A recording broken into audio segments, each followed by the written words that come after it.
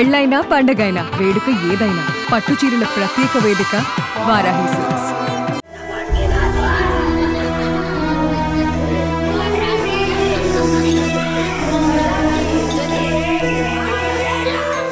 భారత్ పాకిస్తాన్ల మధ్య ఉద్రిక్త పరిస్థితులు నెలకొన్నాయి. అయితే జమ్మూ కాశ్మీర్లో జరుగుతున్న యుద్ధ భూమిలో ఏపీకి చెందిన వీర జవాన్ మరణించారు.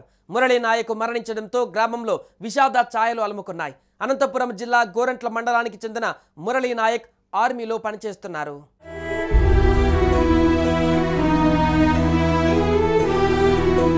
పాకిస్తాన్తో భారత యుద్ధం అంతకంతకు భీకరంగా మారుతుంది.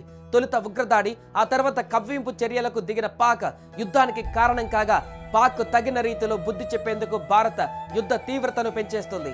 ఈ క్రమంలో జమ్మూ కాశ్మీర్ సరిహద్దులో దేశ రక్షణ విధులలో నిమగ్నమైన తెలుగు జవాన్ మురళీ నాయక్ వీర మరణం పొందారు. పాక్ జరిపిన కాల్పులలో మురళి మృతి చెందినట్లుగా అధికార వర్గాలు ధృవీకరించాయి. ఏపీలోని శ్రీ సత్యసాయి జిల్లా గోరంట్ల మండలం గడ్డం తండా పంచాయతీ పరిధిలోని కల్లితండా మురళి నాయక్ స్వస్థలం కల్లితండానే అయినా అదే జిల్లా పరిధిలోని సోమందేపల్లి మండల పరిధిలో నాగినాయని చెరువు తండాలో పెరిగారు. సోమందేపల్లి విజ్ఞాన పాఠశాలలో విద్యాభ్యాసాన్ని పూర్తి చేశారు. విద్యాభ్యాసం తర్వాత భారత సైన్యంలో చేరిన మురళి నాయక్ గురువారం నాటి పాక్ చొరబాటుదారులను అడ్డుకునే ఆపరేషన్లో పాలు పంచుకున్నాడు. ఈ క్రమంలోనే పాక్ వైపు నుంచి దూసుకువచ్చిన కాల్పులలో మురళీ నాయక్ వీర మరణం పొందారు. శుక్రవారం ఉదయం మురళీ నాయక్ మృతిని ధృవీకరించింది. అదే విషయాన్ని మురళీ కుటుంబానికి కూడా చేరవేశారు. ఈ వార్త విన్న వెంటనే మురళీ కుటుంబం కుప్పకూలిపోయింది.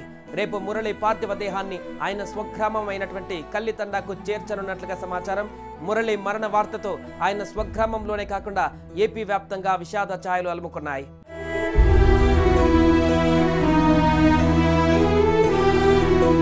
ఈ విషయం తెలిసిన వెంటనే టీడీపీ అధినేత ఏపీ సీఎం నారా చంద్రబాబు నాయుడు వీర జవాన్ మరణానికి సంతాపం తెలుపుతూ ఒక ప్రకటన విడుదల చేశారు. యుద్ధంలో మురళీ నాయక్ ప్రాణాలు కోల్పోవడం బాధాకరమని ఆ సంతాపంలో చంద్రబాబు పేర్కొన్నారు. దేశం కోసం ప్రాణాలు అర్పించిన వీర జవాన్ మురళికి నివాళి అర్పించిన బాబు మురళీ కుటుంబ సభ్యులకు తన ప్రగాఢ సానుభూతి తెలిపారు. జనసేనాని డిప్యూటీ సీఎం పవన్ కళ్యాణ్, మంత్రి నారా లోకేష్లు కూడా మురళి వీర మరణం పైన సంతాపం తెలుపుతూ ప్రకటనలు జారీ చేశారు.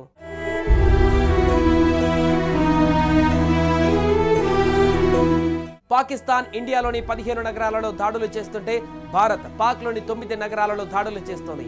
పాకిస్తాన్ 50కి పైగా డ్రోన్లను భారత్ పైకి ప్రయోగించింది.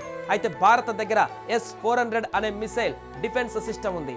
అందువల్ల దీని ద్వారా భారత్ పాకిస్తాన్ నుంచి వస్తున్న మిసైల్స్ ని అడ్డుకుంటుంది. అలాగే డ్రోన్లను కూడా అడ్డుకొని నాశనం చేస్తుంది.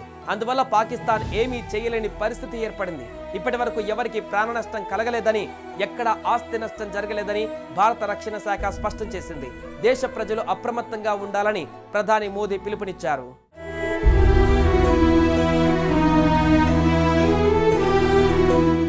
సుమన్ టీవీలో మీ పర్సనల్ అండ్ బిజినెస్ ప్రమోషన్స్ కోసం కింది నెంబర్కి కాంటాక్ట్ చేయండి.